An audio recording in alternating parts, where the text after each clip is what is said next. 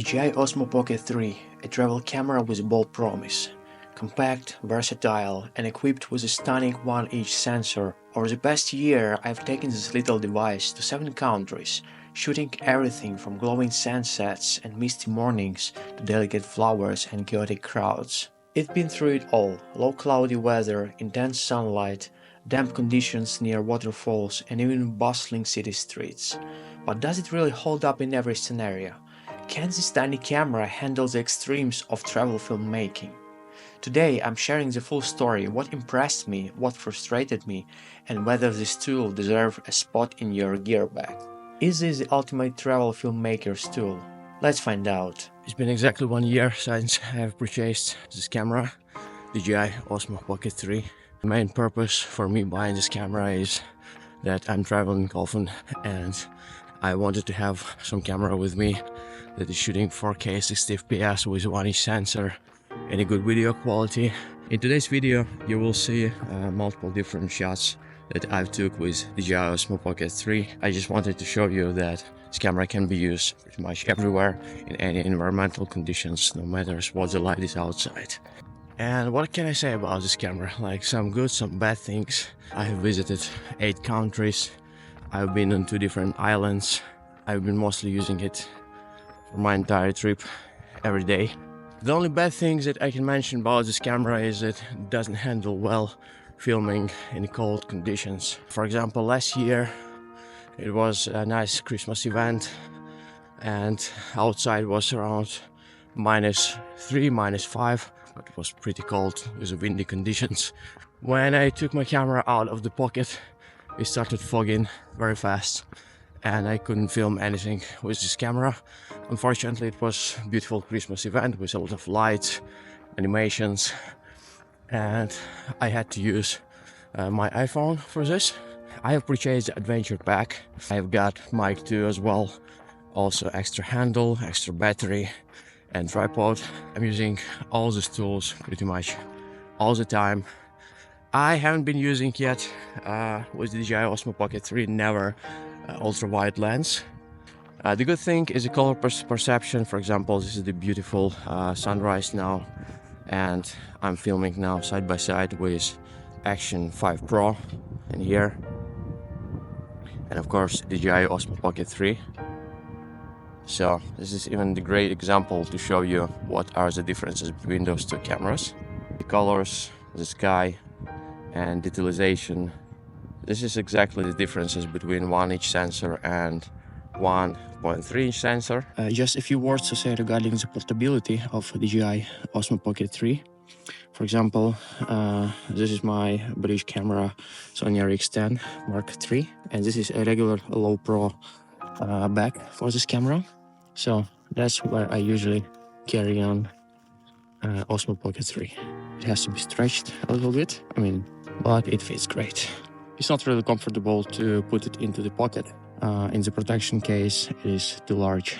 Another good thing to mention about DJI Osmo Pocket 3 is an ability to focus and zoom. I was able to shot so many different footages, like macro footages of flowers and detailization. For example, in my previous YouTube channel, Outlier video that has got more than 30,000 views just in a week.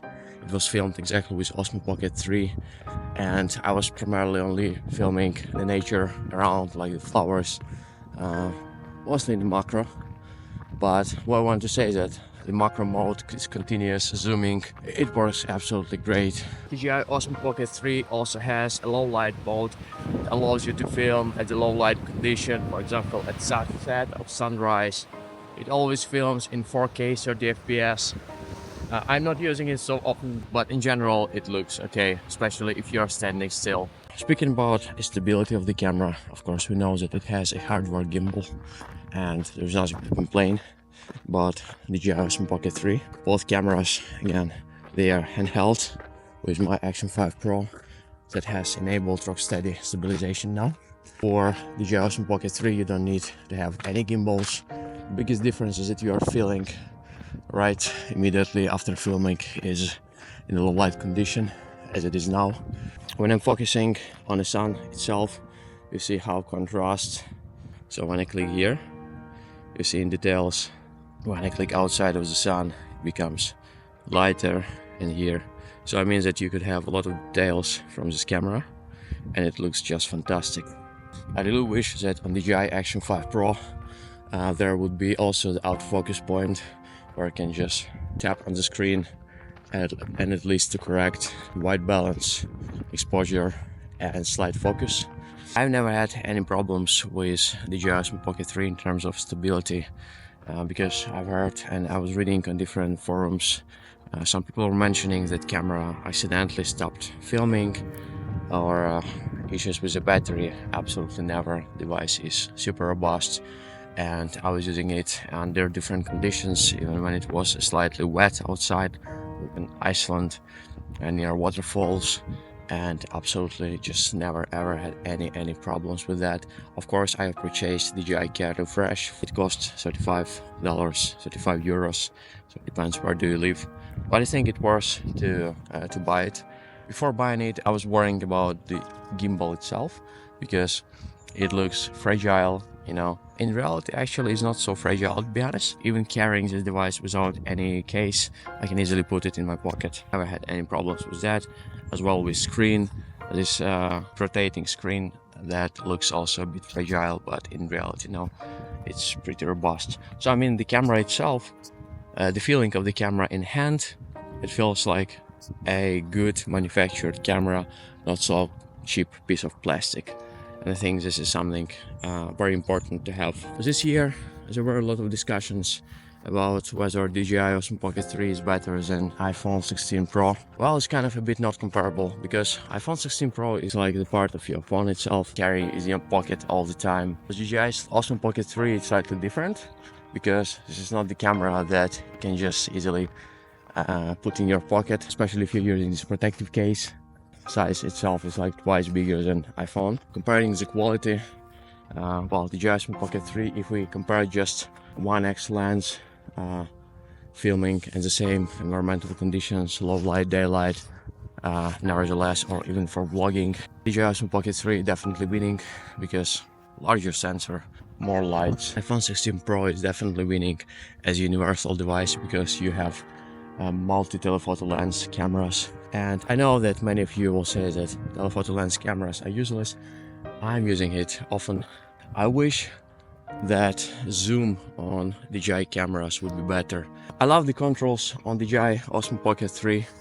I mean, the controls itself are very intuitive, and I like for example, you can easily, let's say your camera for some reason went a little bit up or down. That's what I'm doing now, and you can just want to recenter it. You need to double tap on the main joystick and it will recenter it for you. But of course, the best quality of this camera still remains the colors and the light. As you can see, mostly in my videos I'm showing you like different shots. It's not like the best that I've selected, but it's just regular shots. I really hope that you'll enjoy this video. If you do, don't forget to subscribe. Hit the like button because it helps the algorithm to push my video up and to get more people know about it. And see you in the next one. Bye.